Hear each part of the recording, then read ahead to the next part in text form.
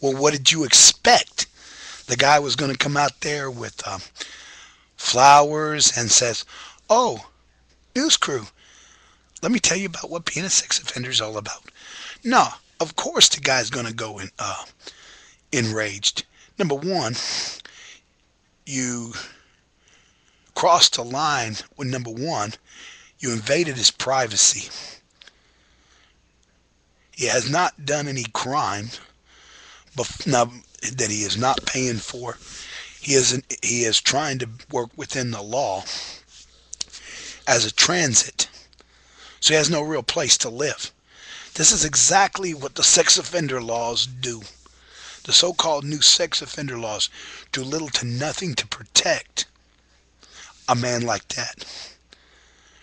If he wanted to reoffend, all he has to do is park his car in a park, near a playground, near a children's hospital, anywhere. If this guy wanted to be a true molester, he could park or live in a motel room where there's lots of kids coming from vacation. Instead, he's right there at home, not only with the safety, but protecting his family. What do you expect from when the news shoves a camera in your face and a mic under your nose and tell you, well, the neighbors here hate you. Why are you still here? And all this stuff. You start bugging their families at all hours of the day and night.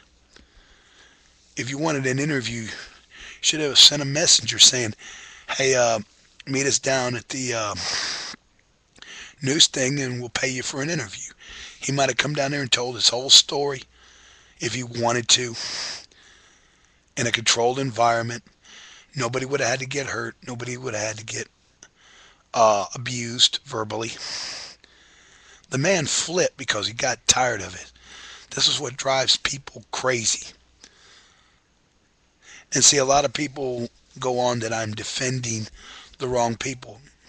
The guy has already went, number one, to prison. Served his time. I don't know if he's on parole or probation. Hell, he might even be done his time free. But instead of getting on with his life, trying to put it back together again, build a new one, the first thing you do is you have these laws that's out there that make it easier to reoffend. Because if you have nowhere to live, you have nowhere to go, nobody wants you, nobody can stand you, you're basically an outcast. Sooner or later, something's going to happen. A man's going to snap under such pressure. And this man right here snapped. Snapped like a twig. What do you expect?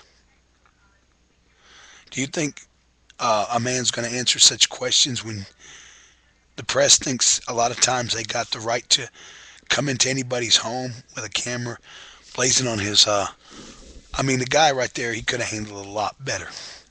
I don't excuse his actions for threatening the media like that. But these so-called reporters should understand that some people, what is enough? I mean, who knows how many times they've come to the house and the family says, hey, we don't want to do no interviews, get off the property. They didn't come back in there and doing it some more. Bugging because they got a free press badge and a guy went ballistic. You need to research your laws. Why these laws are not working. Why instead of bringing down crime, they're increasing it.